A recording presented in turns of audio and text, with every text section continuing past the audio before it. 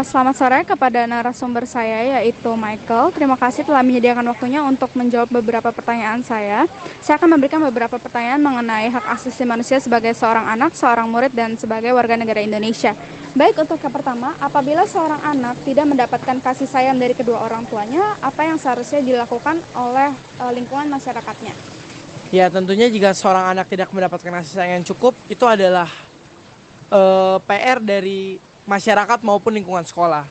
Untuk lingkungan masyarakat tentunya kita sebagai seorang tetangga maupun orang-orang yang berada di sekitar orang tersebut, kita harus bisa mau dan menghargai dan mau membantu orang lain yang sedang kesulitan. Itu adalah bentuk kepedulian. Dalam bidang masyarakat bisa misalnya ketika kita bertemu dengan dia, kita menyapanya. Ketika kita melihat dia murung, kita bertanya apa yang sedang dia rasakan dan apa masalah yang sedang dia alami. Tentu kepedulian seperti itu yang dianggap sepele sebenarnya dapat membuat orang lain itu merasa cukup bahagia dan lega. Dan jika mendapatkan kesempatan untuk ngobrol bersama, saya yakin masalah-masalah dari orang tersebut akan sedikit ringan. Seperti itu. Baik, untuk yang kedua, apa boleh jika orang tua tidak sepenuhnya memberikan hak kepada anaknya? Dalam masalah hak, tentunya kita juga harus ingat, semua manusia itu harus tahu dan sadar akan kewajiban dan tanggung jawab dia. Ketika dia sudah dapat memenuhi kedua hal tersebut, tentu harus mendapatkan sebuah hak, yaitu hal yang dia dapatkan ketika dia melakukan kewajiban. Tentunya jika hak itu tersebut dilarang-larang, tentunya itu juga kita mengerti bahwa ada beberapa hal yang mungkin membuat orang tua atau lingkungan sekitar tidak memberikan hak tersebut. Sehingga dari orang tersebut harus mau dan mau merelakan bahwa dia tidak mendapatkan hak sepenuhnya, tetapi dia juga harus ingat ketika dia melakukan kewajiban dan tanggung jawab yang sangat baik dan cukup sempurna, dia mungkin akan mendapatkan hak yang sesuai dengan diri dia. Tapi kita juga harus ingat bahwa manusia itu tidak dapat memiliki hal yang selalu dia inginkan, seperti itu. Baik, lalu apabila orang tua melakukan kekerasan kepada anaknya, apa yang seharusnya dilakukan? Kalau kita bicara soal kekerasan, tentunya hal ini tidak pernah boleh dilakukan, apalagi dari orang tua. Karena bahwasannya orang tua adalah role model dari seorang anak, di mana ketika orang tua kasar terhadap anak tersebut, bukan hanya mental yang terluka, tapi anak tersebut juga dapat terpengaruhi oleh sikap-sikap buruk orang tuanya tersebut, sehingga anak tersebut mungkin akan melimpahkannya ke orang lain lagi. Makanya dari itu, dari orang tua harus memiliki skill parenting yang baik dan mengerti apa saja yang dibutuhkan anak tersebut dan mengurangi kekerasan.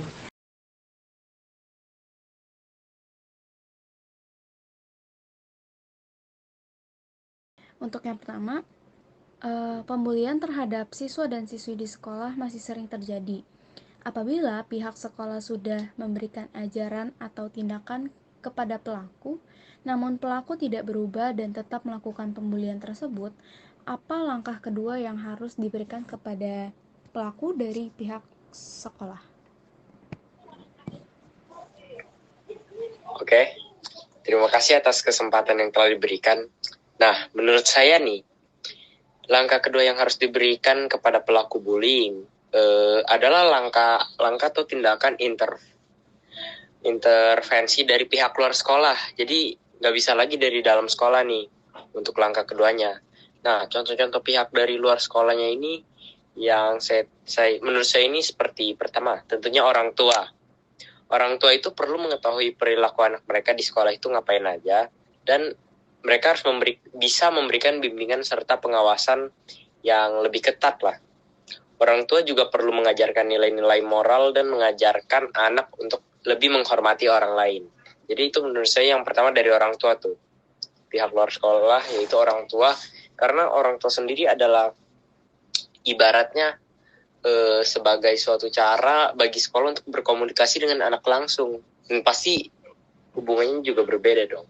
Nah, selain dari orang tua, kita dapat mengambil dari sisi orang yang lebih expert lah intinya, yaitu psikolog. Nah, dalam kasus tertentu ini menurut saya, pelaku bullying ini mungkin memiliki masalah dari dalam diri mereka yang nggak bisa diselesaikan dari luar. Ya, bisa jadi dalam bentuk masalah psikologis yang kemudian mendasari perilaku bullyingnya sebagai dasarnya ya. Nah, Karena itu, maka diperlukan intervensi psikologis oleh psikolog atau profesional kesehatan mental lainnya. Nah, ada juga yang sudah di luar jalur mencegah ya. Kalau tadi kan kedua hal tersebut, orang tua dan psikolog itu lebih untuk mencegah agar pelaku bullying itu tidak melakukan hal tersebut di depan lagi. Ada jalur yang menurut saya itu lebih keras, yaitu lembaga hukum. Tapi lembaga hukum ini menurut saya cuma bisa digunakan untuk beberapa kasus bullying yang nggak bisa serentak lah.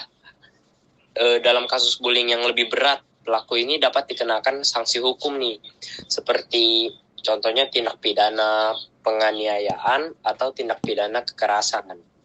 Nah, itu sih menurut saya. Baik, terima kasih atas jawaban yang sangat baik.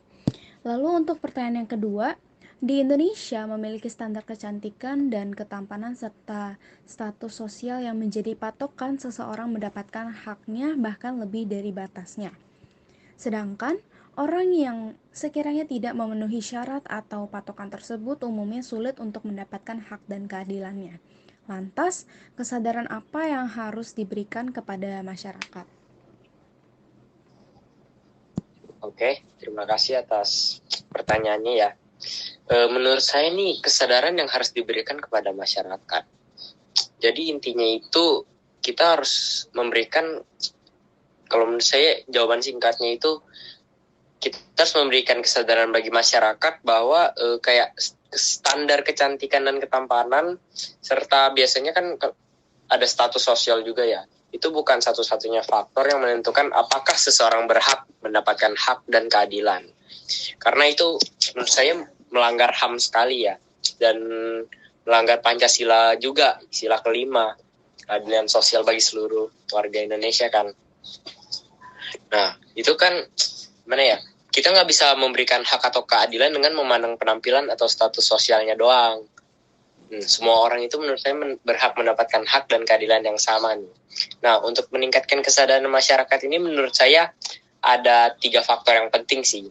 Pertama itu pendidikan tentunya. Pendidikan mengenai hak asasi manusia itu harus diberikan sejak dini. Pendidikan mengenai HAM itu dapat berupa Pancasila tadi yang sila kelima. Dan juga toleransi ya. Pentingnya kita menghargai perbedaan di antara, apalagi di negara Indonesia ini yang warganya ini cukup majemuk atau bervariasi lah, nggak cuma satu ras atau dan sebagainya. Nah, yang kedua ini dari media massa itu, apalagi media di Indonesia ya, dapat seperti TV atau mungkin yang sudah modern itu YouTube ataupun internet. Itu media massa itu perlu menampilkan representasi yang lebih beragam dari masyarakat. Jadi intinya kayak mereka kasih tahu, oh Indonesia itu sebenarnya beragam loh, gak bisa dari satu standar ini doang kalian menilai orang mendapatkan hak atau keadilannya gimana. Media massa juga perlu memberikan edukasi tentang pentingnya menghargai perbedaan, sama ya kayak pendidikan ya, cuma ini medianya berbeda. Media massa ini kan lebih mencakup area yang luas ya menurut saya. Nah, yang ketiga ini adalah aksi sosial. Aksi sosial di sini itu maksudnya organisasi-organisasi sosial yang dapat melakukan kampanye atau kegiatan untuk meningkatkan kesadaran masyarakat tentang hal ini. Jadi ya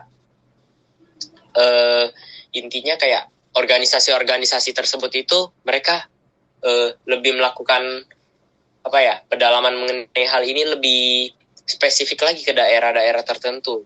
Jadi orang jadi lebih bisa merasakan, dan hak dan keadilan itu tidak semena-mena dikarenakan oleh standar kecantikan ataupun cuma status sosial saja. Nah, gitu deh kalau menurut saya. Baik, terima kasih kepada narasumber yang telah saya pilih, Andrew. Terima kasih atas waktunya dan jawaban yang sangat baik. Terima kasih. Selamat malam. Ya, malam. Malam.